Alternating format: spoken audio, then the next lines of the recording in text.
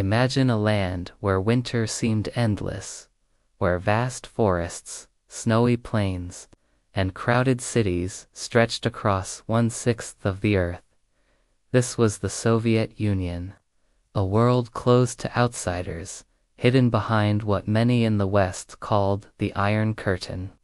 For those who lived there, it was not an abstract political phrase, but the quiet reality of their daily lives. Here, people rose in the dim light of dawn to catch crowded trams, stood in long queues for bread, and shared laughter with neighbors in cramped apartments. The streets echoed with songs of patriotism, the crackle of loudspeakers, and the murmur of countless footsteps moving with purpose. Life was not only about ideology and struggle, it was also about family dinners, children playing in courtyards, and the small comforts found in books, music, or a warm bowl of soup. As we step into this world together, let us walk slowly and gently. We will not rush through battles or speeches, but instead linger in the kitchens, in the classrooms, and in the quiet corners of memory. The Soviet Union was more than its leaders. More than the red banners flying over parades, it was also millions of ordinary people, living ordinary days, in extraordinary times. This is their story. The Soviet Union was not born overnight. It rose out of turmoil, like a fragile sprout pushing through frozen earth. In 1917, the Russian Empire, once ruled by czars for centuries, collapsed under the weight of war, hunger, and unrest. People crowded the streets of Petrograd, demanding bread, peace, and change. The world they had known was gone, and in its place, something new and uncertain was beginning. The Bolsheviks, led by Vladimir Lenin, promised a future shaped not by kings or nobles, but by workers and peasants. Their words spread through factories and villages, stirring hope in some and fear in others. Civil war soon followed, tearing the land apart as brothers fought against brothers, each believing their vision of Russia's future was the right one. When the smoke cleared in 1922, a new state emerged, the Union of Soviet Socialist Republics. It was vast, stretching from the frozen tundra of Siberia to the warm shores of the Black Sea. It was meant to be a nation built on equality, where the common worker was valued above all.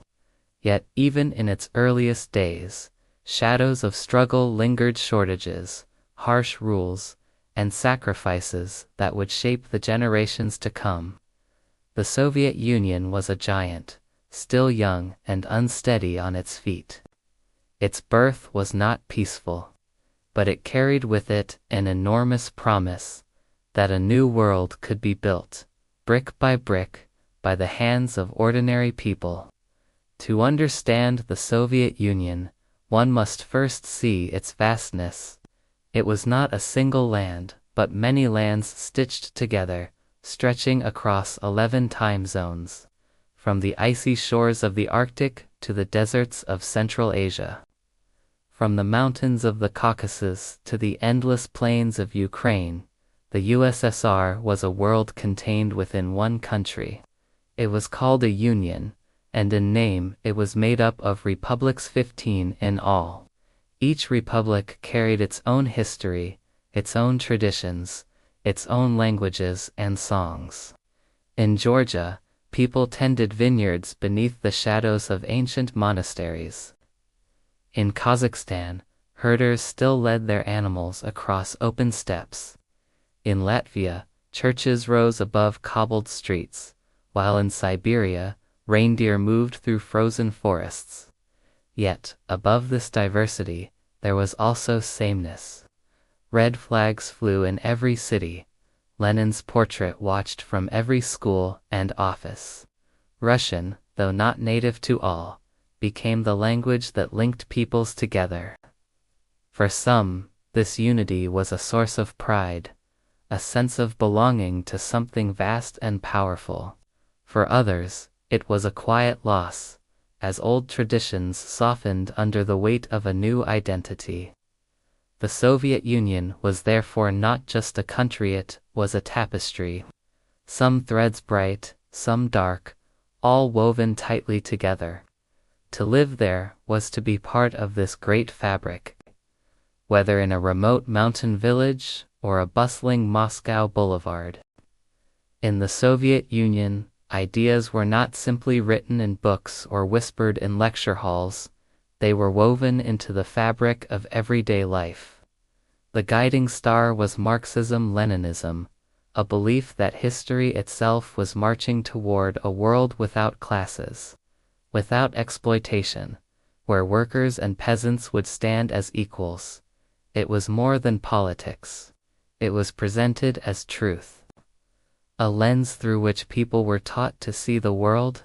From the earliest days of childhood, Soviet citizens were reminded of this vision. In schools, portraits of Lenin hung above blackboards.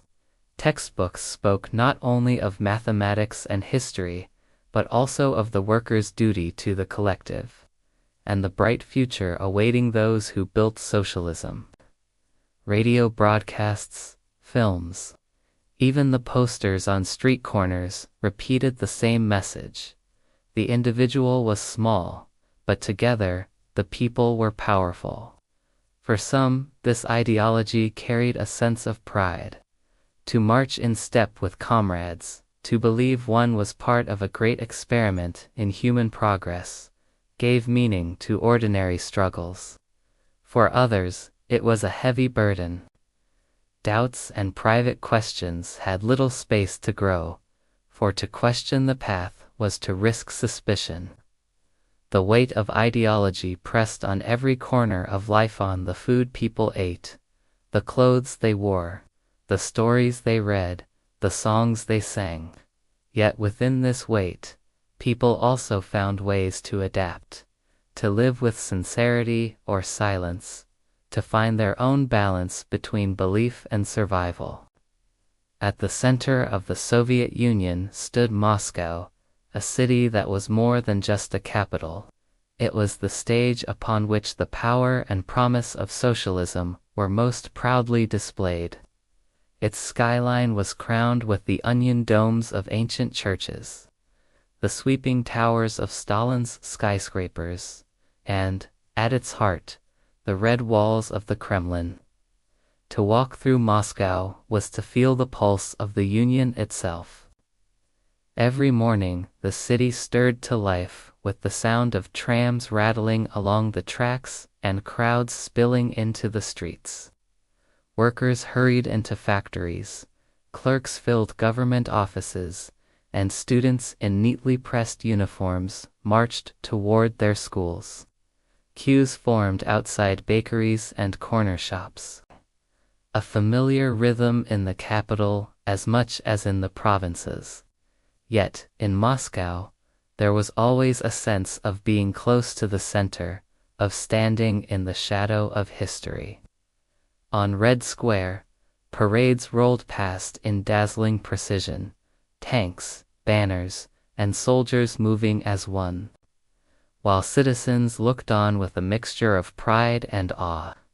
But Moscow was not only a place of spectacle, it was also a city of neighborhoods, of small apartments where families gathered around radios, of crowded markets where laughter mingled with bargaining, and of quiet parks where old men played chess on worn wooden boards. For those who lived there, Moscow carried contradictions. It was grand and imposing, yet also intimate and human. It was a place where power felt both distant and immediate, where the ideals of the state met the everyday struggles of its people. To live in Moscow was to live in the beating heart of the Union, where every step seemed to echo with the weight of history. Far from the wide boulevards of Moscow and the industrial smoke of Leningrad lay the quiet villages, where life seemed to move at a slower rhythm.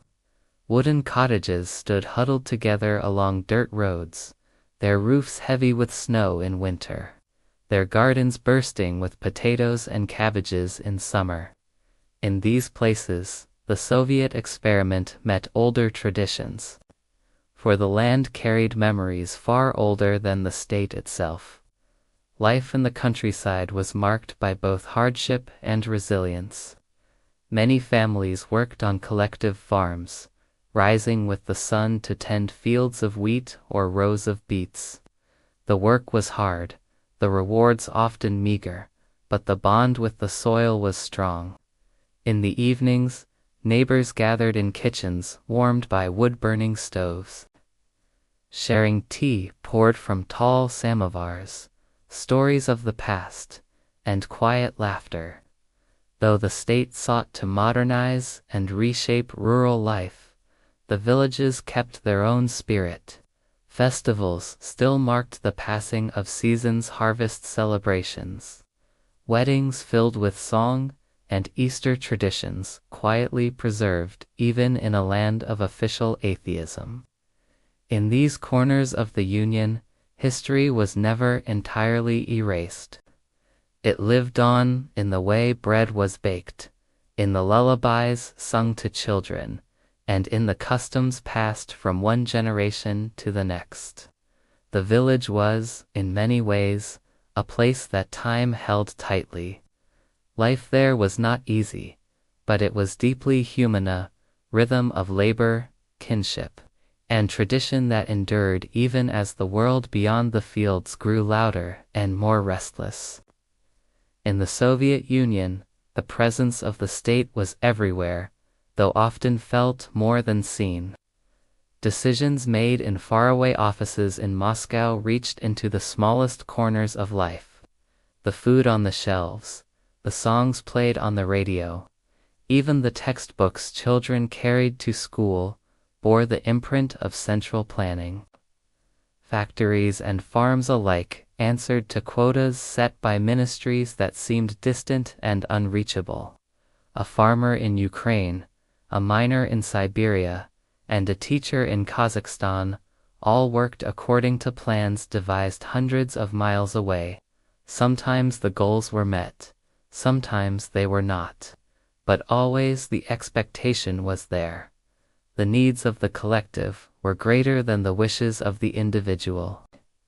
Yet, for many, the state also felt strangely invisible.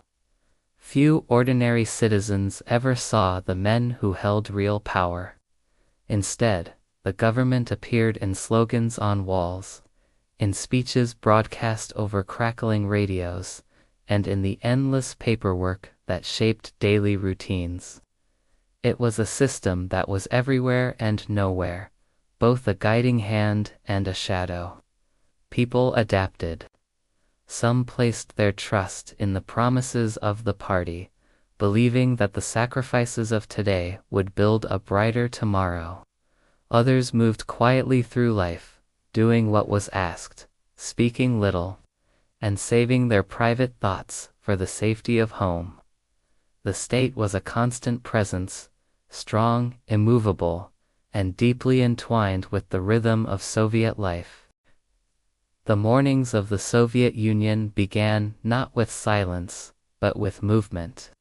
In the dim light of dawn, alarm clocks buzzed in cramped apartments, and whole families stirred awake in spaces where every corner was shared.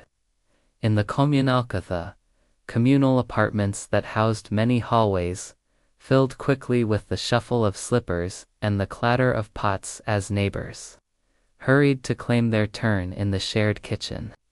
The smell of boiled tea, black bread, and sometimes porridge drifted through the air.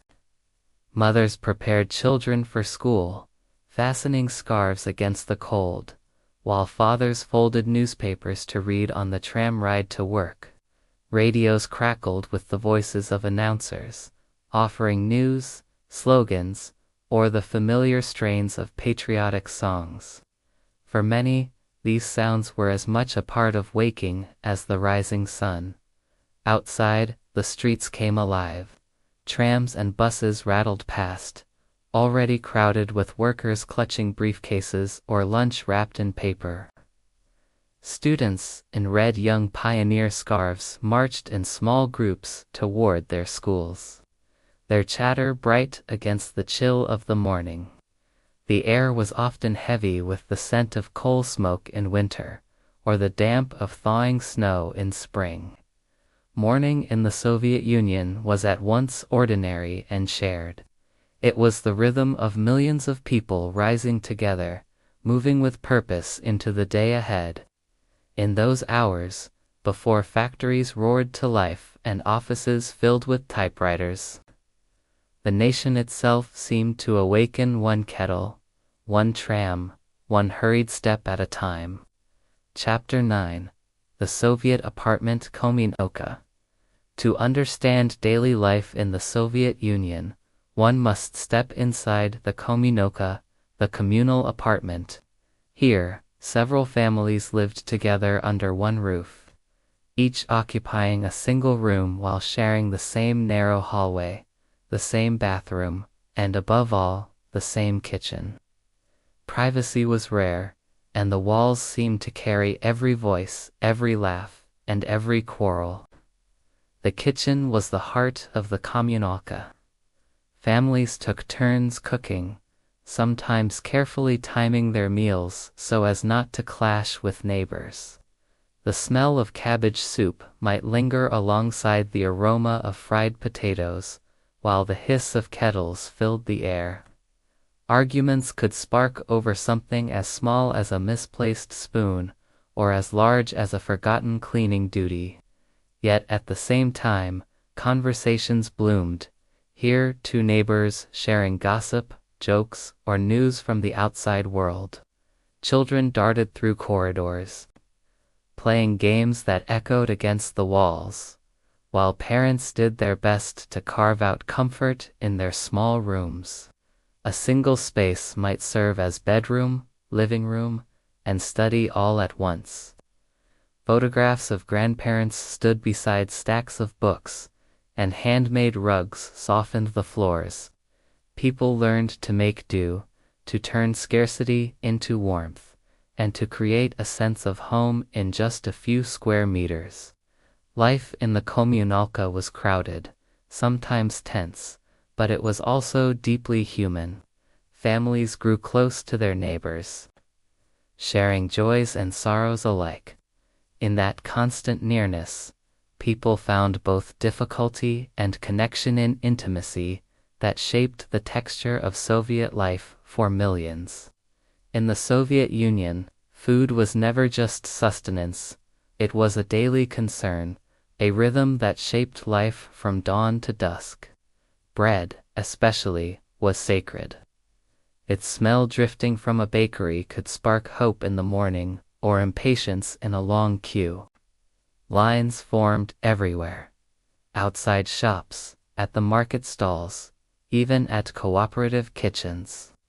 Standing in these queues was both routine and ritual, a quiet testimony to patience and persistence. Shortages were a constant companion. Sometimes it was sugar, other times butter, or meat items that came and went like fleeting treasures. Families learned to improvise. Cabbage could become soup, potatoes could stretch across meals, and pickled vegetables were saved like gold. Cooking, in this sense, became an art of adaptation, a daily act of creativity and resilience. Queues were social spaces as well as practical ones. Neighbors exchanged news, shared jokes, and whispered tips on where the rare items might appear next. Children played in the streets while parents waited patiently, carrying baskets, bags, or simply their hope that the day's provisions would suffice. The rhythm of waiting, of sharing, of finding ways to cope with scarcity was a defining feature of life in the Soviet Union. Food shortages could be frustrating, even cruel, but they also shaped a sense of community and resourcefulness.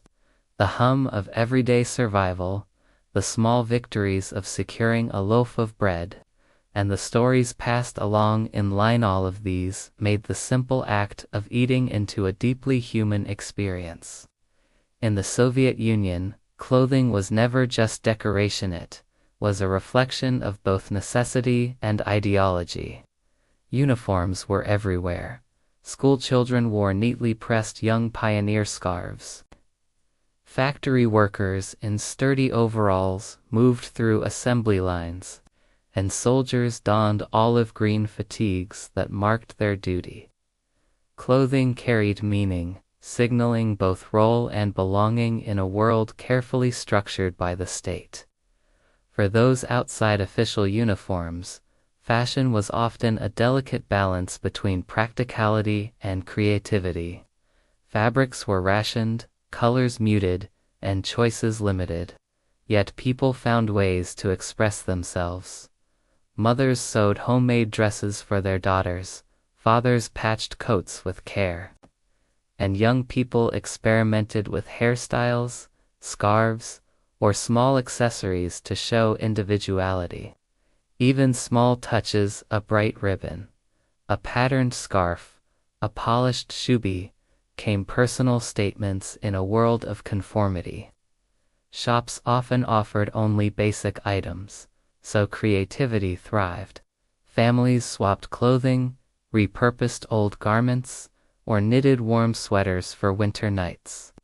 In city streets, you might see neat suits alongside hand-stitched skirts, uniforms alongside carefully patched coats, each garment carrying a story of effort and ingenuity. Fashion in the Soviet Union was both functional and expressive, a reflection of resilience and adaptation. Through clothing, people not only faced the practical demands of daily life, but also preserved a quiet sense of self, finding small ways to stand out and maintain dignity in a world defined by structure and shared purpose. In the Soviet Union, the day often began long before the sun fully rose and ended only after its last rays had faded. Work was central to life, whether in factories, offices, or collective farms, and each role carried its own rhythm and challenges. In the factories, the air smelled of metal and oil, machines clattered and hummed, and workers moved in steady patterns, assembling, shaping, or inspecting products. There was pride in productivity, in meeting quotas, in knowing that each bolt or sheet of metal contributed to the larger whole. Yet, long hours and strict oversight meant fatigue was constant, and the hum of machinery became both companion and companionable background to daily effort. In offices, clerks typed reports, filed papers, and followed instructions from distant supervisors. The work was quieter but no less structured, with every task measured, checked, and repeated. The rhythm of pens on paper, typewriters clicking, and the occasional whispered conversation gave the day a predictable, almost meditative cadence. On collective farms, the rhythm was dictated by the seasons. Fields were sown, tended, and harvested with the hands of many working as one. Horses pulled plows, women carried baskets of vegetables, and children sometimes ran alongside, playing while learning the ways of labor. Life on the farm was physically demanding, but it also connected people to the land in a way cities could not replicate. Through factories, offices, and fields, work structured life in the Soviet Union. It was both a duty and a marker of identity, a daily expression of commitment to the collective, and a constant reminder that even ordinary labor had its place in the grand design of the state. In the Soviet Union, women carried many burdens and many responsibilities, moving gracefully between the demands of work, family, and society's expectations. From early morning until late at night, they balanced multiple worlds, preparing breakfast for children, tending the household, and contributing to the workforce with dedication and skill. Women worked in factories, offices, and collective farms, often performing the same tasks as men, yet still expected to manage the home. Their labor was seen as a contribution not only to their family but also to the collective, a vital piece of the socialist vision. Ideology praised women as equal partners in building the future, but equality often arrived with the weight of expectation rather than relief. Motherhood was revered, celebrated with small state honors and recognition, but it could also feel isolating. Women nurtured children while navigating ration lines, shared apartments, and the constant demands of work. Yet, in the quiet moments reading a bedtime story, sewing a warm coat, or sharing laughter with neighbors, women found space to care, to dream, and to sustain life beyond duty. In the Soviet Union, women were both anchors and engines of society. They embodied resilience, creativity, and endurance, quietly shaping homes, workplaces, and communities. Often without recognition, yet leaving an indelible mark on the rhythm of daily life. Children in the Soviet Union grew up in a world filled with both structure and imagination. Their mornings often began in tidy uniforms, scarves of the young pioneers tied neatly around their necks as they walked in small groups to school. Classrooms were orderly, with blackboards full of lessons and walls adorned with portraits of Lenin and bright slogans reminding them of their place in the collective. School life was demanding but also filled with small joys. Children recited poems, learned songs, and practiced skills for the good of the community. Breaks brought laughter in the hallways, whispered secrets shared under desks, and games of tag or hide-and-seek in the schoolyard. Even within a rigid system, friendship and play found their way into every corner. Outside the classroom, the young pioneers offered children a sense of purpose. They marched in parades, planted gardens, and learned about civic responsibility.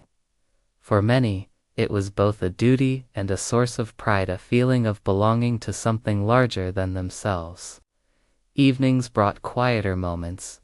Children returned home to shared apartments, where meals were prepared and homework completed by candlelight or under the soft glow of a lamp. Storybooks, whispered conversations, and lullabies carried them gently to sleep. In these small, tender hours, the spirit of childhood persisted, resilient and quietly bright. Even within the vast machinery of the Soviet state, food in the Soviet Union was simple, often humble, yet deeply tied to the rhythms of everyday life. At the heart of every meal was black bread, dense, hearty, and sustaining. It was a staple on every table, sliced carefully, shared generously, and sometimes saved for later when resources ran thin. Soups were central, especially borscht, a rich beetroot stew that could warm the body and soothe the spirit on a cold winter day. Vegetables, potatoes, cabbage, carrots were prepared in countless ways. Boiled, baked, or stewed, often accompanied by a small piece of meat or a dollop of sour cream when it was available. Meals were never lavish, but they were nourishing, and the act of eating together created comfort and connection. People adapted with creativity. Pickled vegetables, homemade preserves, and simple pancakes became treasured parts of the diet. Tea was poured from samovars, filling kitchens with warmth and a sense of ritual. Sharing food, even small portions, became an act of care, a way families and neighbors supported one another in a world of scarcity. The Soviet diet was more than sustenance. It was a mirror of life itself, practical, sometimes constrained, yet resilient and comforting. Every meal carried both the work of the land and the love of those who prepared it, a quiet rhythm that shaped the daily life of millions. In the Soviet Union, shops and markets were more than places to buy goods. They were spaces where daily life unfolded. Patience was tested, and resourcefulness was learned. Shelves often held only the basics, and items appeared and disappeared without warning. People grew accustomed to scarcity, learning to plan meals carefully and to make the most of what was available. Queues were a familiar sight outside stores, stretching down streets as neighbors waited their turn. Standing in line became a social ritual. Friends exchanged news, parents entertained children, and whispered tips circulated about which shops might have rare goods. Each visit to the store was part necessity, part hope, and part quiet camaraderie. Markets offered another rhythm of life. Though heavily regulated, small stalls and informal vendors provided goods that were harder to find. From fresh vegetables to homemade crafts, people bartered, exchanged, and shared, transforming scarcity into creativity and cooperation. Every purchase, every trade, carried a story of ingenuity and adaptation. In these humble spaces, life was both constrained and vibrant. Shops and markets reflected the challenges of the wider society, yet also revealed the resilience of its people, how they navigated limits, supported one another, and found ways to sustain comfort, connection, and dignity amid scarcity. As the sun dipped low over the Soviet skyline, the city and countryside alike began to quiet, and evenings at home became a cherished rhythm. Families gathered in small rooms, sharing meals or sipping tea warmed over a modest stove. The sounds of the datha, clatter of machines, the rattle of trams, the chatter of streets slowly faded, replaced by softer, intimate noises. The turning of pages, the hum of conversation, the laughter of children at play. Radios filled the room with music, news, or carefully chosen programs that informed and entertained. Some families listened closely to the words of announcers, while others let the melodies drift, accompanying quiet moments of reflection.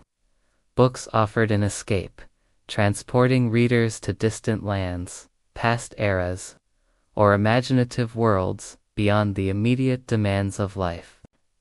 In shared apartments, neighbors might knock softly on doors to exchange greetings, lend a cup of sugar, or simply pause for a moment of friendly conversation.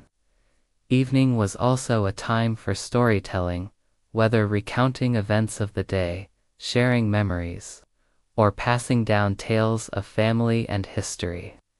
These quiet hours provided a gentle counterpoint to the day's work and obligations.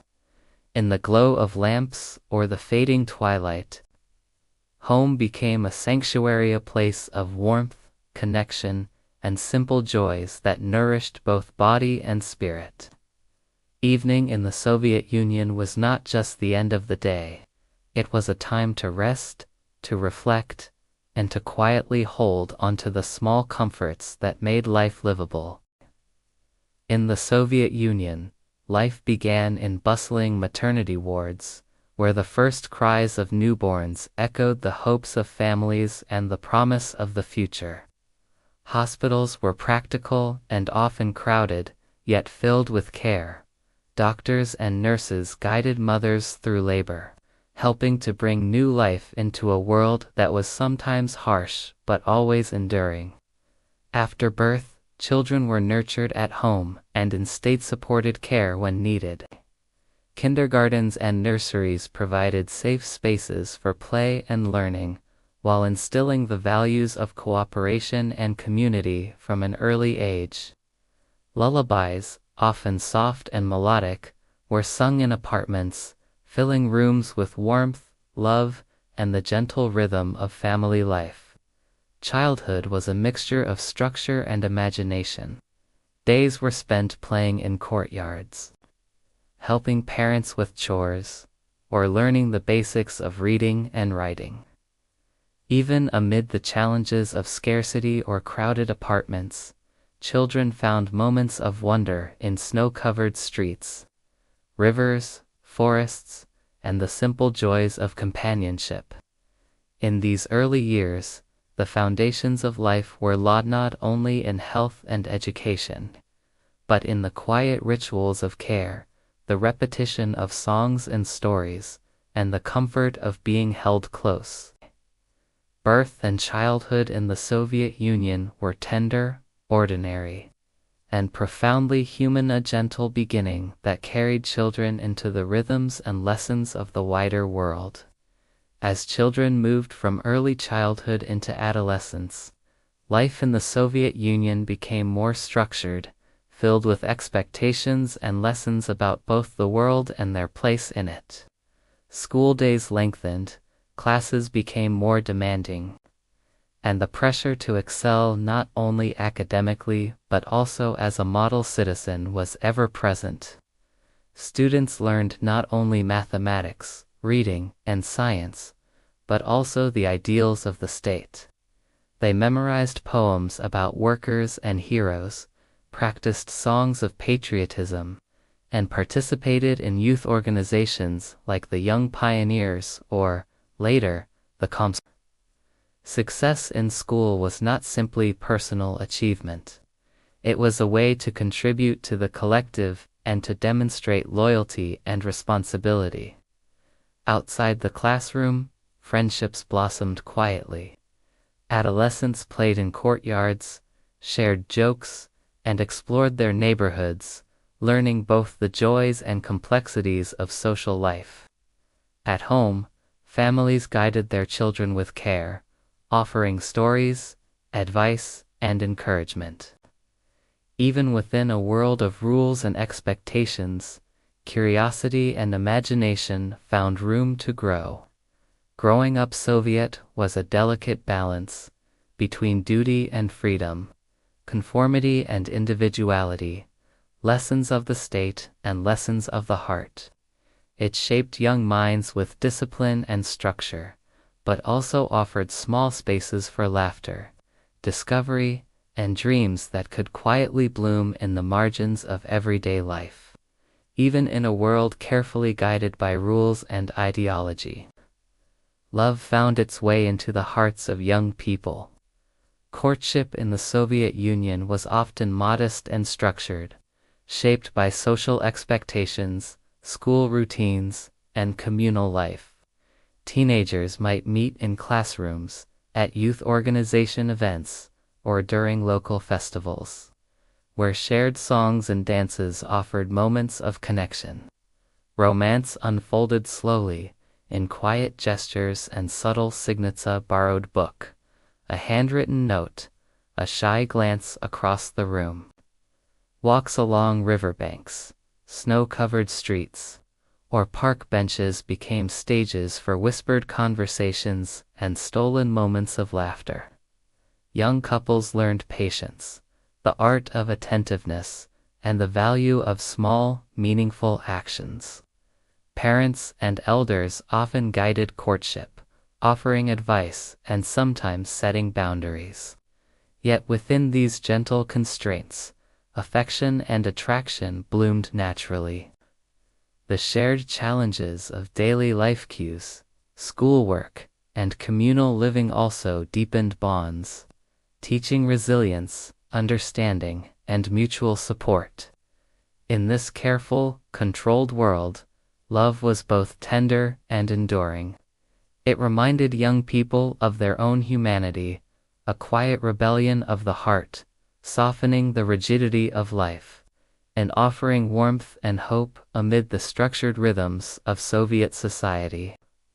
Marriage in the Soviet Union was both a personal milestone and a shared social experience. Weddings were often modest yet meaningful, combining official ceremonies at civil registry offices with small celebrations among family and friends. Couples exchanged vows and rings, while neighbors and relatives offered gifts, laughter, and good, which is a quiet affirmation of life's continuity amid larger societal demands. Family life was built on cooperation, patience, and shared responsibility. Homes, often small or communal, became havens of warmth and intimacy. Parents managed work, household chores, and child rearing with careful coordination, teaching children not only lessons of the state but also the values of care, empathy, and resilience. Every meal, every bedtime story, every small gesture carried significance, weaving the fabric of daily life together. Traditions persisted alongside the demands of the modern state. Religious rituals, seasonal festivals, and family customs were quietly maintained, offering continuity and comfort. Yet families also faced struggles: scarcity of resources, cramped living spaces, and the constant balancing act between personal desires and collective expectations. Through these challenges, households created their own rhythms, blending duty and affection, survival and celebration. Marriage and family life in the Soviet Union was a landscape of shared joys and quiet struggles, a place where love, loyalty, and resilience quietly sustained the human spirit. In the Soviet Union, old age was a stage of life marked by both reverence and challenge. Elders were respected for their wisdom, their experience, and the many contributions they had made to family and society. Grandparents often played central roles in households, caring for children, sharing stories, and passing down traditions that connected generations. Yet retirement was not always easy. Pensions were modest, and daily life could be filled with small hardships: long lines for groceries, limited access to medical care, and the challenges of mobility in crowded cities or isolated villages. Despite these difficulties, the elderly adapted, finding routines that balanced necessity with quiet pleasures, tending small gardens, reading cherished books, or enjoying conversations with neighbors and grandchildren. Communities sometimes rallied to support older residents, neighbors lending a helping hand or sharing what little they had. Festivals, public celebrations, and commemorations offered moments of recognition, where the contributions of a lifetime were acknowledged, even if modestly. Old age in the Soviet Union was thus a mixture of dignity and endurance. It was a time for reflection, for nurturing younger generations, and for quietly savoring life's small comforts, a period where resilience, memory, and connection continued to shape the rhythm of daily existence. In the Soviet Union, as in any place, death was both a private sorrow and a shared ritual. Funerals marked the passing of a life with solemnity, whether in small village chapels, crowded city cemeteries, or quiet home gatherings. Neighbors and relatives came together to honor the departed, to share grief, and to remind one another of the fragile yet enduring thread of human connection. Remembrance was woven into daily life. Photographs on mantels, carefully tended graves, and whispered stories kept the memory of loved ones alive, even amid the demands of work, school, and collective responsibilities. Families carved moments to reflect on those who had gone before: parents, grandparents, friends. Lullabies, family tales, and quiet conversations often carried fragments of the past, preserving continuity across generations. Loss could be heavy and silent. The scarcity of resources sometimes limited the ability to mourn in traditional ways, and the state's emphasis on forward-looking progress left little space for prolonged grief. Yet people adapted, finding subtle, personal rituals to honor those they loved. A flower placed on a windowsill, a memory shared in hushed tones, or a toast in the evening glow of a home lamp. In the quiet of death and memory, life itself was honored. Funerals and remembrance were more than ceremonies. They were gentle affirmations of connection, love, and the enduring presence of those who shaped the world around them. In the Soviet Union, as elsewhere, the silence of loss was filled with the whispers of memory, carrying comfort and continuity through the generations. In the Soviet Union, factories were more than workplaces. They were symbols of progress, ambition, and the collective effort of countless hands. The factory floor was alive with the rhythm of industry, the clanging of steel, the hum of machines, and the steady footsteps of workers moving with purpose. Each task, no matter how small, contributed to the larger goal of production and the vision of building a modern, powerful nation. Workers rose early and followed strict routines, coordinating with one another to keep machines running and quotas met. There was pride in craftsmanship, in precision, and in seeing raw materials transformed into tools, vehicles, or structures that served the wider community. Supervisors monitored output carefully, yet the shared labor fostered camaraderie, and small acts of teamwork, helping a colleague, sharing tips, or maintaining a machine were quietly celebrated. Factories were often noisy, intense, and demanding, but they were also spaces of purpose. The steady pulse of machinery became a rhythm of life, a backdrop to conversations, laughter during brief pauses, and the occasional story shared across the workbench. Even amidst the hard labor, there was satisfaction in creation, in contributing to something larger than oneself. The factory floor represented both the toil and the spirit of the Soviet Union, structured, disciplined, and often exhausting, yet alive with human effort, resilience, and the quiet pride of producing something that mattered to the nation. In the vast countryside of the Soviet Union, collective farms kolkhozes shaped the rhythm of rural life. Villagers rose with the sun, working together in fields that stretched for miles, planting, tending, and harvesting crops in unison. Life on the collective farm was tied closely to the seasons, the weather, and the steady cadence of labor. Work was demanding and often exhausting. Men, women, and even older children took part in sowing seeds, feeding livestock, and repairing equipment. Yet there was a sense of shared purpose. Every action contributed to the well-being of the community and, ultimately, to the goals set by the state. Achievements in the fields were celebrated collectively, while setbacks, droughts, poor yields, or harsh winters were endured together, a reminder of the fragility and resilience of rural life. Amid the labor, traditions persisted. Families maintained small private gardens or livestock. Folk songs echoed across the fields, and communal celebrations offered moments of respite. Life on the kolkhoz was a mixture of structure and spontaneity, toil and joy, struggle and quiet satisfaction. The collective farm represented the Soviet vision of unity and shared responsibility.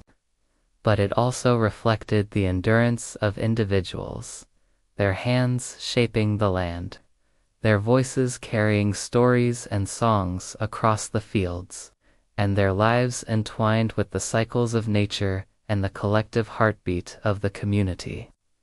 Within the Soviet Union, the world of ideas and knowledge was both celebrated and carefully watched. Writers, scientists, teachers, and thinkers inhabited a space where curiosity met caution. and creativity often intertwined with subtle acts of quiet rebellion. Intellectuals were tasked with advancing society, whether through literature, research, or innovation. Yet they had to navigate a complex landscape of rules, expectations, and censorship. In study rooms, laboratories, and libraries, minds labored over experiments, novels, and essays.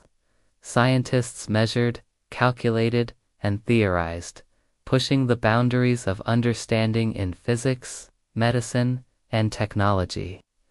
Writers and poets crafted stories, sometimes weaving allegory and subtle commentary into tales that entertained, educated, or preserved glimpses of inner life.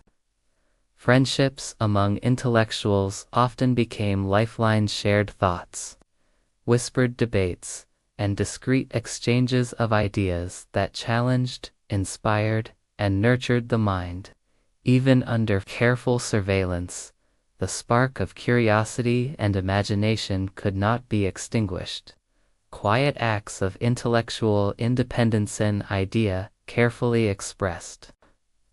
A critique cloaked in metaphor became a form of resistance and preservation of humanity. The intellectuals of the Soviet Union lived in a delicate balance, honoring duty and state expectations, while protecting the inner freedom of thought. Their contributions shaped knowledge, culture, and the subtle currents of social reflection, proving that even in a controlled society, the mind could wander, question, and dream.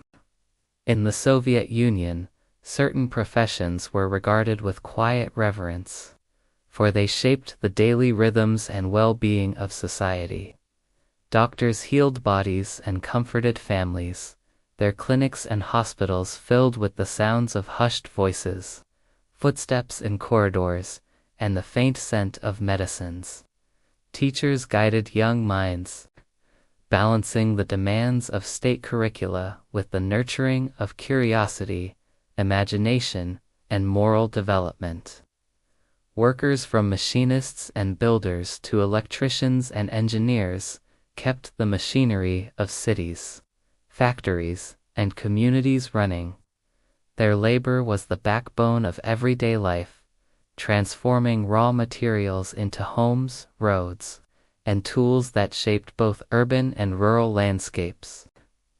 Respect for these professions was evident not only in official recognition, but also in the gratitude of neighbors, students, and patients who depended on their care and skill. Life in these roles required discipline, patience, and dedication. Mistakes could be costly, and responsibilities were often heavy, yet there was pride in contributing to the collective good.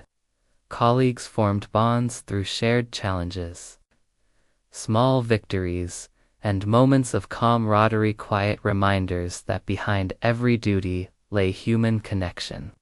In honoring doctors, teachers, and workers, the Soviet Union recognized the essential threads that wove society together: care, knowledge, and labor.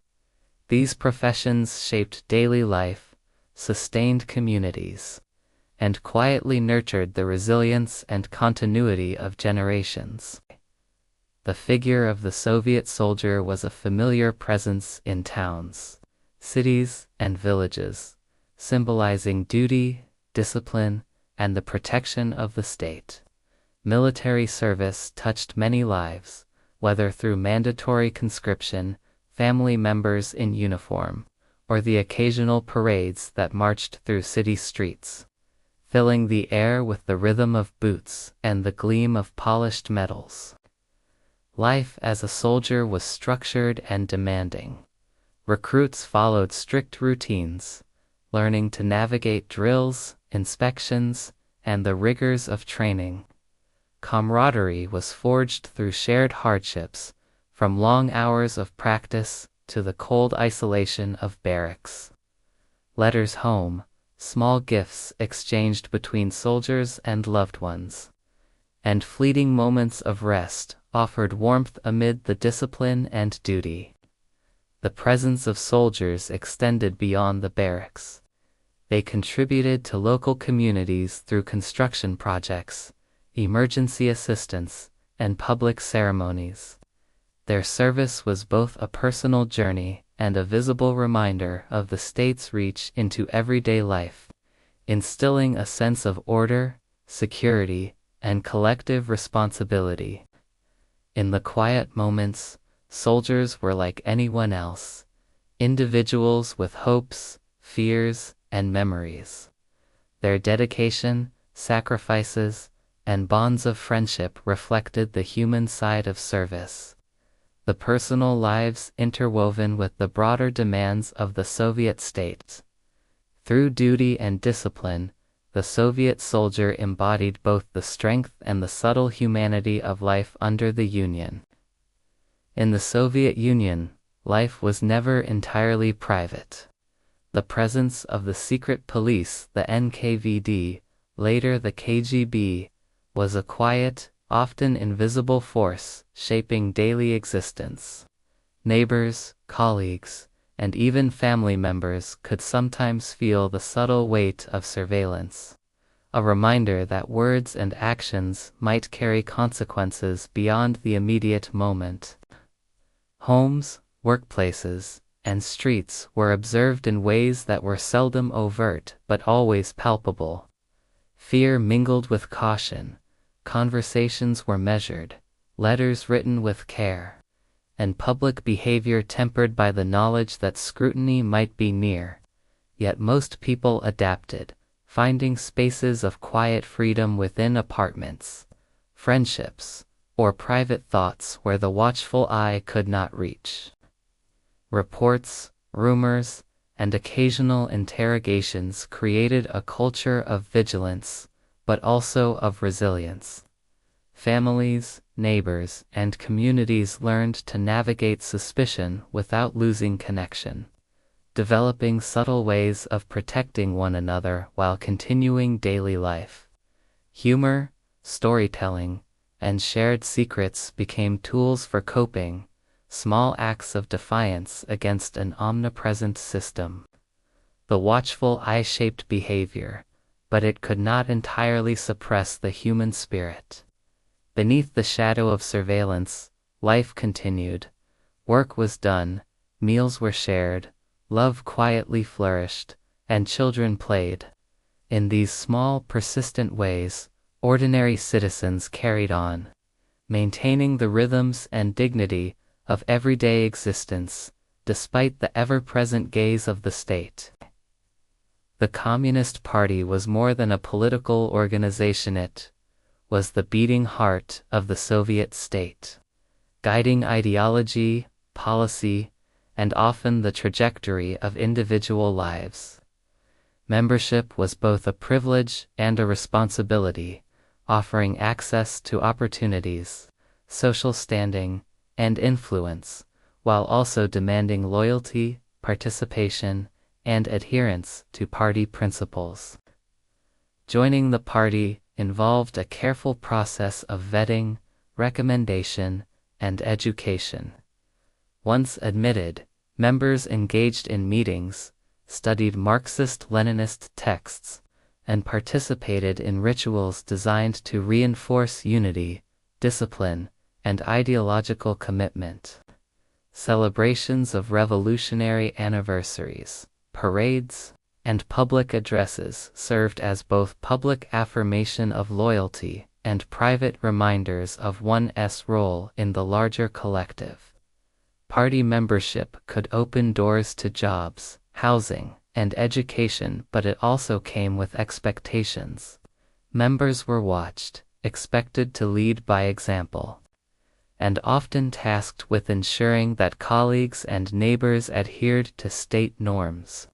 Within offices, factories, schools, and farms, party committees quietly influenced daily life, shaping everything from resource allocation to social interactions. Despite the structure and oversight, there were moments of personal meaning. For some, participation offered a sense of purpose, belonging, and the belief that they were contributing to the construction of a new society. Party rituals, speeches, and ceremonies could inspire pride, a feeling of connection to history, and a vision of collective progress. The Communist Party thus represented both power and participation, a guiding force, a set of expectations, and a framework through which millions of Soviet citizens navigated work, family, and community life. It was a lens through which the ideals and tensions of the Union were lived, experienced, and sometimes quietly questioned. In the Soviet Union, life was saturated with images, words, and symbols designed to shape thought, behavior, and hope. Posters adorned walls, banners draped streets, and murals celebrated heroes of labor, the Red Army, or the achievements of industry. Slogans proclaimed the triumph of socialism, the promise of progress, and the collective responsibility of citizens. Propaganda was not confined to political offices. It appeared in schools, factories, theaters, and even homes. Children learned songs praising the motherland. Workers read newspapers highlighting successes and plans, and families saw the idealized vision of Soviet life reflected in every corner of public space. Its presence was constant, a gentle and sometimes insistent reminder of what the state valued and what citizens were encouraged to emulate. Yet beneath the surface of slogans and smiling faces, everyday life continued with all its imperfections.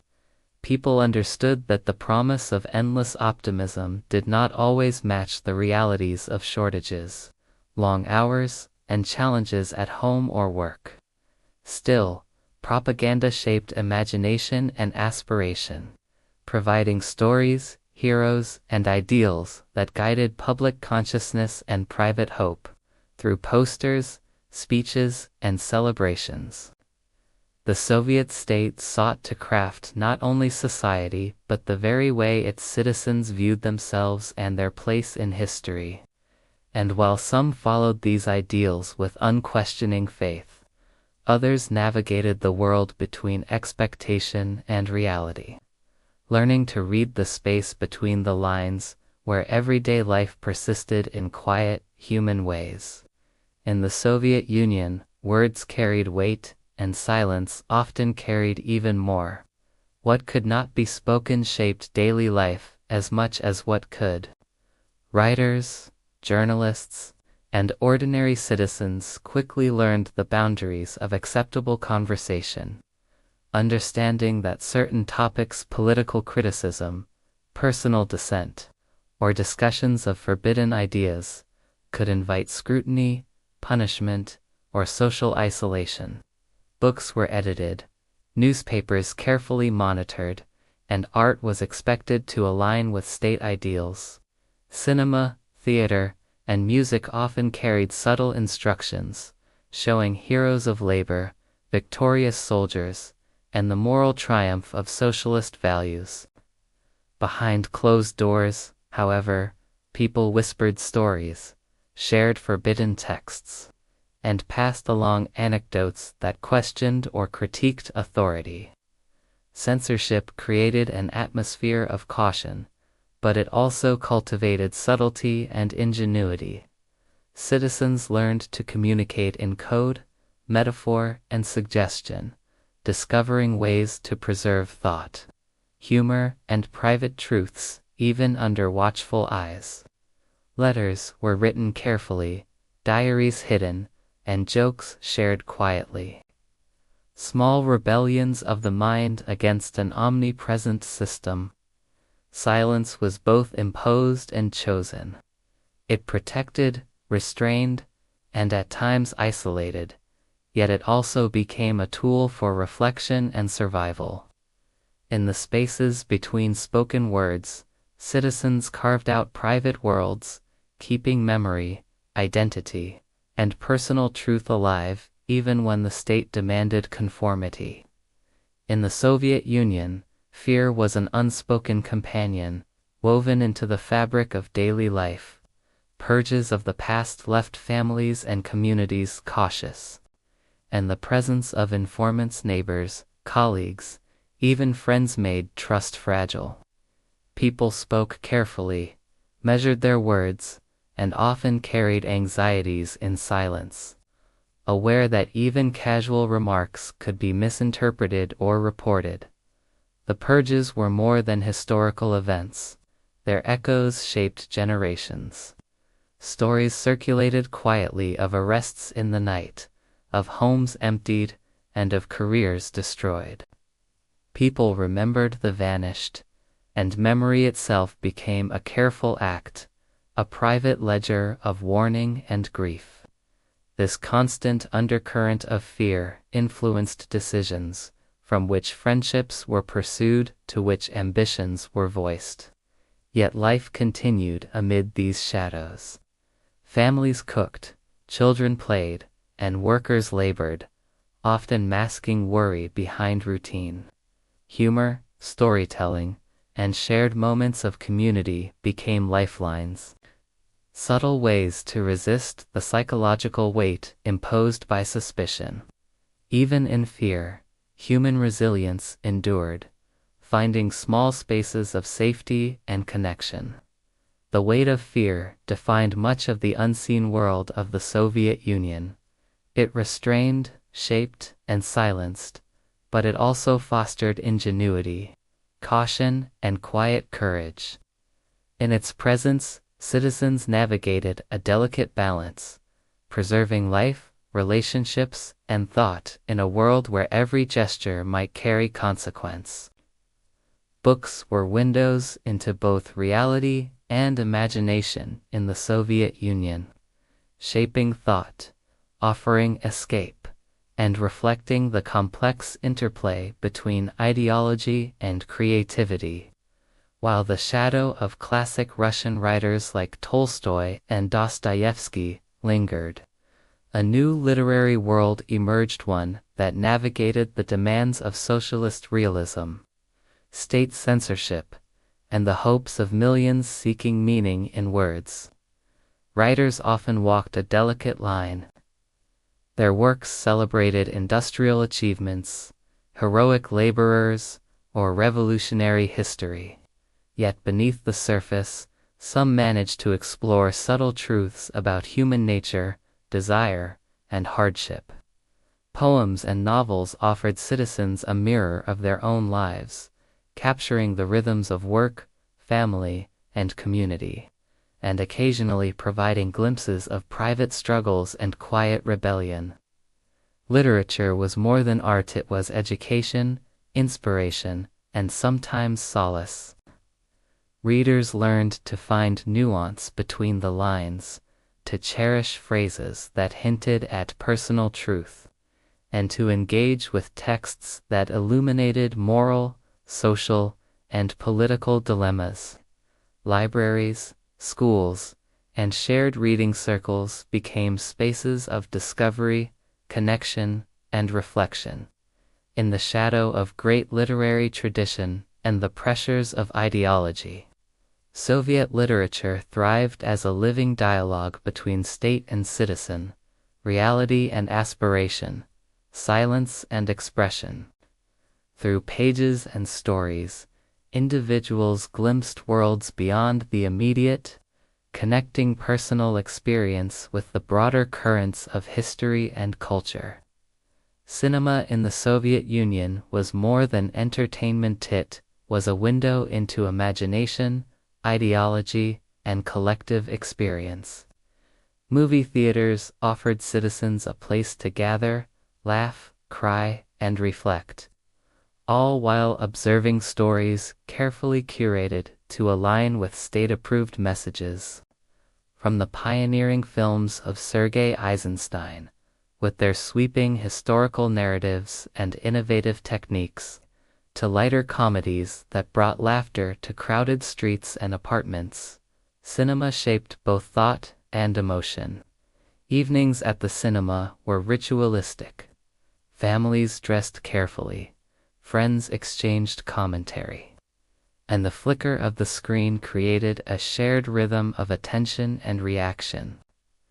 People experienced epic tales of revolution, wartime heroism, and industrial triumph alongside stories of everyday life, romance, and humor. Film was a bridge between the private and public, the personal imagination and the collective memory. Home viewing was more limited, yet radio broadcasts, newsreels, and occasional screenings brought the magic of moving images into the living room. Citizens discussed plots, quoted lines, and debated characters, finding subtle ways to interpret or critique stories within the boundaries set by the state.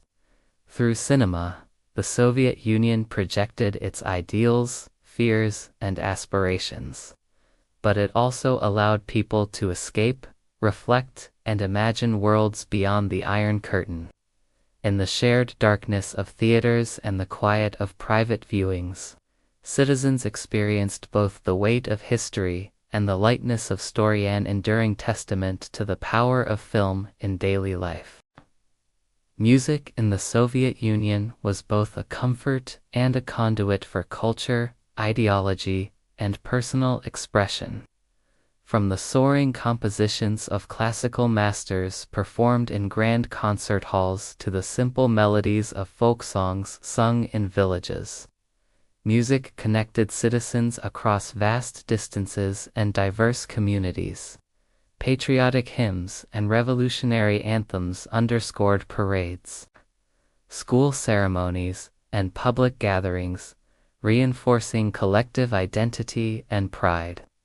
Folk music preserved the rhythms of daily life, work songs echoed across fields, while lullabies and seasonal songs marked birth, celebration, and harvest. In cities, orchestras and choirs brought grandeur and artistry to listeners, offering moments of beauty, reflection, and emotional release. Music also thrived informally in kitchens, apartments, and gatherings where people played, hummed, and sang for pleasure, companionship, and private solace. Patriotic and revolutionary songs carried dual meaning. They inspired loyalty to the state, while often becoming intimate expressions of hope, resilience, or memory for those who sang them quietly at home. Even under surveillance and expectation, music allowed citizens to navigate between public duty and private emotion, providing continuity, joy, and solace amid the challenges of everyday life. Through melody and rhythm, music bound communities, marked milestones, and offered a voice to both collective ideals and personal feeling. In the Soviet Union, the power of song endured, sustaining culture, memory, and the subtle endurance of the human spirit. In the Soviet Union, visual art carried purpose as much as beauty. Paintings, murals, and sculptures celebrated workers, soldiers, and heroic figures, reflecting the ideals of socialism and the collective spirit of the state. The socialist realist style dominated, presenting scenes of industrious citizens, bountiful harvests, and triumphant achievements in a way that was both accessible and inspirational. Artists navigated a delicate balance. They were encouraged to depict optimism, progress, and moral virtue. Yet they also sought ways to express individuality, emotion, and subtle critique within the prescribed framework. Studios and exhibitions became spaces where creativity met ideology, and citizens visiting galleries experienced both aesthetic pleasure and lessons in civic duty. Art was not confined to galleries alone. Public spaces, stations, squares, and workplaces were adorned with murals and statues, ensuring that the ideals of labor, heroism, and patriotism were ever present in daily life. Even ordinary people engaged with art through posters, illustrations in newspapers, and decorative crafts that reflected both tradition and state messages. Through painting and sculpture, the Soviet Union communicated values, aspirations, and narratives of collective progress. Yet, beneath the surface of idealized imagery, the human hand of the artist often carried emotion, perspective, and subtle commentary, reminding citizens that creativity could survive even within strict ideological confines.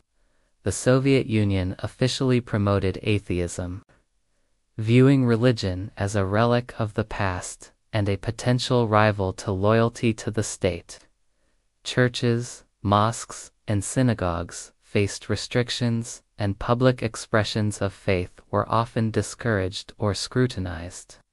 Yet, despite official discouragement, belief persisted quietly, woven into family life, tradition, and personal reflection.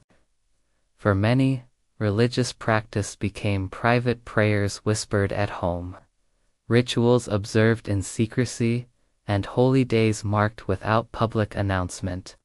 Families preserved sacred texts, icons, and stories across generations, finding continuity and comfort in faith even as the state emphasized secular ideals. In villages especially, old rituals intertwined with daily life, creating a resilient thread of spiritual culture. Faith offered more than worship. It provided community, moral guidance, and solace in a world often shaped by fear, scarcity, and uncertainty. Even when expressed quietly, religion nurtured hope, memory, and identity, reminding individuals that life contained meaning beyond labor, duty, and ideological instruction. In the Soviet Union, the tension between official atheism and personal belief created a delicate balance, public conformity alongside private devotion, through whispered prayers, hidden icons, and subtle acts of faith. Spirituality endured proof that the human need for transcendence could survive even the strictest political framework. Life in the Soviet Union was punctuated by a calendar of celebrations, blending state ideology with tradition and seasonal rhythm. Public holidays like May Day and the October Revolution anniversary brought parades, speeches, and displays of military and industrial pride, turning streets into stages for collective enthusiasm and patriotic pageantry. Citizens participated in choreographed displays of loyalty, waving banners, marching in formation, and witnessing spectacles meant to inspire unity and purpose. Amid the grandeur of state-sponsored events, personal and family celebrations offered warmth and continuity. New Year was a cherished occasion, marked by decorated trees, gifts, and gatherings with family and friends. Folk festivals and seasonal observances, some preserved quietly in villages, others adapted in urban settings, allowed citizens to connect with local customs, harvest cycles, and communal traditions. Festivals and holidays were spaces where collective identity and personal joy intersected. They reinforced ideology, celebrated labor, and honored historical milestones. Yet they also provided respite from everyday pressures, moments of laughter, reflection, and shared experience. Through these occasions, citizens experienced a sense of continuity, belonging, and the simple pleasures that could persist even under the weight of state expectations. Physical fitness and athletic achievement were central to Soviet life, both as a means of promoting health and as a symbol of national pride. From sprawling public stadiums to local gymnasiums, citizens were encouraged to engage in exercise, gymnastics, and organized sports, fostering a culture of discipline, teamwork, and endurance. Football matches, gymnastics competitions, and track and field events became popular pastimes, bringing communities together to cheer for local teams or admire elite athletes. International competitions, especially the Olympics, were stages for demonstrating the strength, skill, and resilience of the Soviet system. Every medal won abroad was celebrated at home as a triumph not just of individual talent, but of collective effort and national ideology. Schools and youth organizations played a key role in promoting physical culture. Children learned gymnastics, drills, and team sports as part of their daily routine, instilling habits of health, discipline, and camaraderie. Public campaigns emphasized the importance of fitness for all citizens, linking strong bodies with strong minds and loyal hearts. Through sports, the Soviet Union showcased vitality, unity, and ambition, while individuals found joy, achievement, and social connection. Athletics became both a personal pursuit and a shared expression of identity, bridging daily life, community, and national pride. In a society watched closely by the state, private life became a subtle act of resistance and refuge. Behind closed doors, citizens shared jokes, whispered opinions, and exchanged stories that could never safely be voiced in public. Kitchens, apartments, and quiet corners became spaces for laughter, complaint, and honest reflection, small sanctuaries where individuality could survive. Humor was a powerful tool. Witty anecdotes about shortages, bureaucrats, or absurd regulations circulated quietly, offering relief from the weight of everyday life and reinforcing a shared understanding of reality that official channels never acknowledged. Families and friends nurtured trust through careful conversation, testing limits without crossing invisible lines of danger. These private moments reinforced bonds and preserved human dignity. They allowed people to articulate fears, hopes, and desires in ways that public life forbade. Even in an atmosphere of surveillance and suspicion, intimacy, discretion, and trust created spaces where life could be lived fully, beyond ideology, propaganda, and fear. In the Soviet Union, what happened behind closed doors, shared smiles, muted rebellion, private grief, reminded citizens of their humanity and the enduring need for connection. Humor and personal freedom, even under the gaze of a watchful state. In a world of shortages, queues, and state-controlled goods, survival often depended on ingenuity and informal networks. Black markets and barter systems flourished, allowing citizens to obtain items that were scarce or unavailable in official stores. From foodstuffs to clothing, household goods, and luxury items, people relied on personal connections, resourcefulness, and negotiation to meet their needs. Bartering was not merely transactional. It was a social activity that fostered trust, reciprocity, and community. Neighbors exchanged vegetables for eggs, families swapped books or clothing, and networks of informal traders quietly circulated sought-after goods. These underground systems reflected both the resilience of ordinary citizens and the cracks in the official economy. Black markets were double-edged. They could bring sustenance and relief, but they also carried risk. Authorities monitored unauthorized trade, and participants had to navigate legal dangers with discretion. Despite these challenges, the informal economy became an essential layer of everyday life, a subtle testament to human ingenuity in the face of scarcity. Through barter and clandestine exchange, citizens reclaimed agency, found creative solutions, and sustained themselves in a world where survival often required both courage and cunning. Despite the Iron Curtain, the allure of the outside world reached into Soviet homes, inspiring fascination, aspiration, and quiet rebellion. Western culture genes, jazz, rock and roll, and films carried images of freedom, style, and modernity that contrasted sharply with daily life under state control.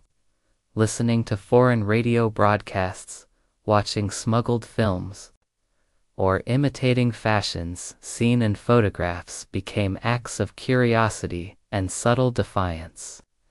Youth were particularly drawn to these glimpses of the West.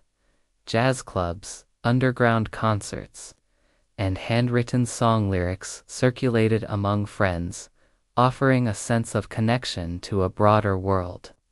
Western clothing, music, and trends were symbols not only of style, but also of imagination, individuality, and possibility beyond the confines of Soviet life. Accessing these influences was often difficult and carried risk. Authorities discouraged Western media, censored content, and sometimes punished those caught consuming it. Yet the desire persisted, highlighting the universal human longing for exploration, expression, and connection to the unknown. Through these dreams and small acts of cultural engagement, citizens glimpsed alternative lifestyles, tested boundaries, and nurtured personal identity. Even under strict surveillance, the West remained a distant, tantalizing horizon, proof that curiosity and aspiration could not be fully contained. In a society where public speech was often constrained, personal writings became private sanctuaries of thought, emotion, and memory. Letters to friends and family carried news, affection, and sometimes cautious critique, connecting people across cities, villages, and even borders. Diaries, carefully hidden, recorded the intimate rhythms of daily life, the joys and sorrows, and the quiet reflections that could never be safely spoken aloud. These writings were more than documentation, they were acts of self-preservation. Through letters and diaries, individuals asserted identity, processed experiences, and preserved truth in a world often shaped by propaganda. Stories of births, deaths, celebrations, struggles, and fleeting moments of joy were chronicled in ink, creating a private archive of human life under the watchful eye of the state. Reading these personal texts, historians and future generations glimpse the texture of everyday existence, the subtle humor, the unspoken fears, the hopes, and the resilience that sustained people. Letters and diaries were lifelines, windows into the soul, reminding citizens and posterity alike that even in restrictive circumstances, human thoughts, feelings, and memories could endure. Even within the strictures of Soviet life, the human mind sought freedom.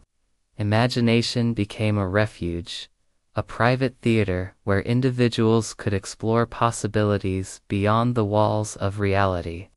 Reading, storytelling, drawing, and daydreaming allowed people to escape the monotony of shortages, bureaucracy, and ideological pressure. Children and adults alike nurtured inner worlds, fanciful adventures, imagined travels, and creative inventions offered mental and emotional sustenance. Science fiction, literature, and folk tales provided glimpses of alternative lives and distant lands, stimulating curiosity and wonder. Even in work or study, moments of mental wandering offered subtle liberation from routine and regulation. Imagination was also a quiet act of resistance. By envisioning possibilities outside the prescribed norms, citizens maintained autonomy over their inner lives. These mental escapes, fleeting or enduring, preserved hope, creativity, and individuality, reminding people that while the state could monitor actions, it could not fully control thoughts. Through the escape of imagination, life gained color, complexity, and resilience. Dreams became invisible lifelines, nourishing the spirit and sustaining the quiet persistence of human freedom. After years of rigid control and fear, the 1950s and early 1960s brought a period known as the Khrushchev thaw. This era offered glimpses of openness, modest liberalization, and cultural renewal. Censorship eased slightly, allowing previously banned literature, films, and art to reach the public. Intellectuals and ordinary citizens experienced a tentative expansion of personal and creative freedom. The thaw also encouraged limited public discussion of past excesses, particularly the crimes of Stalin's purges. Families learned fragments of history that had been suppressed, and debates over art, philosophy, and politics became cautiously more open. In daily life, citizens enjoyed small liberties, more diverse cultural offerings, slightly greater access to consumer goods, and subtle shifts in social norms. Yet the thaw was fragile and uneven. State control remained pervasive, and freedoms were carefully monitored. Citizens quickly learned to navigate the fine line between permissible expression and political danger. Still, the period kindled hope, imagination, and renewed curiosity about life beyond official doctrine.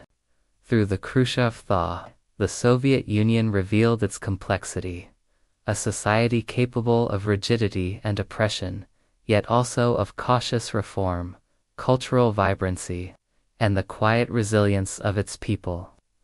The long era of Leonid Brezhnem's leadership, spanning the late 1960s through the early 1980s, is often remembered as the years of stagnation.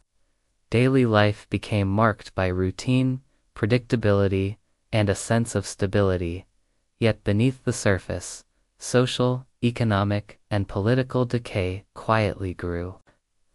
Workers, teachers, and farmers followed familiar rhythms, attending to jobs, family, and community. But innovation and ambition were often stifled. Factories produced steadily, yet inefficiency and bureaucratic inertia slowed progress. Consumer goods remained limited, with queues and shortages continuing as a daily reality, while state propaganda emphasized stability and collective achievement. For many citizens, the era offered comfort in predictability. Fewer purges, less fear of arrest, and a consistent social order. Yet the same routines reinforced a sense of limitation. The promise of progress and opportunity seemed muted, and subtle disillusionment seeped into private life. Citizens developed coping strategies, humor, private networks, and small pleasures became essential in sustaining morale. The Brezhnev years were thus a paradox, a time of outward calm and routine, yet inwardly marked by stagnation, quiet frustration, and the slow erosion of the idealism that had once animated Soviet life. By the mid-1980s, Mikhail Gorbachev introduced sweeping reforms aimed at revitalizing a stagnating Soviet Union. Perestroika, or restructuring, sought to modernize the economy, encourage efficiency, and introduce limited market mechanisms. Glasnost, or openness, invited public discussion, transparency, and debate on previously taboo topics. Together, these policies reshaped the contours of daily life, offering hope, uncertainty, and new freedoms. Citizens experienced dramatic changes. Discussions about politics, history, and social issues moved into public spaces.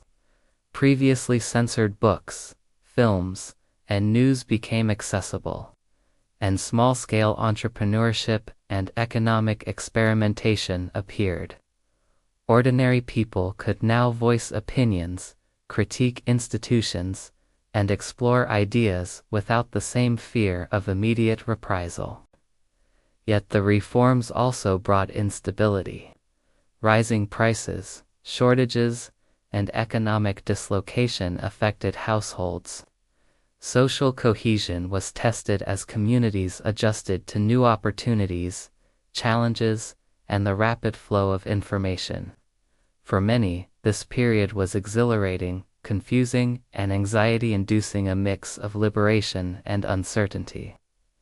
Gorbachev's reforms revealed both the resilience and fragility of Soviet society, opening doors that had long been closed while accelerating changes that would ultimately transform the Union itself. By 1991, the Soviet Union, a world that had shaped the lives of millions for decades, collapsed. For ordinary citizens, the event was both shocking and disorienting. Streets and cities remained familiar, but the institutions, rules, and structures that had governed life seemed to vanish almost overnight. Pensions, workplaces, and state services faced uncertainty. Symbols of authority and stability lost their meaning. People reacted in a spectrum of ways. Some felt relief, hope, or curiosity about a new era. Others experienced grief, fear, and nostalgia for a world that had, despite its hardships, provided predictability and identity. Families, friends, and neighbors faced practical challenges: economic instability, job insecurity, and the sudden appearance of foreign goods and ideas in daily life. The fall of the Union was more than a political event. It was a deeply personal moment for millions. Generations who had grown up under its rules and rhythms had to learn new ways of thinking, working, and relating to the world. Ordinary people, often overlooked in history books, became witnesses to the end of an era, carrying both memory and uncertainty into an uncharted future.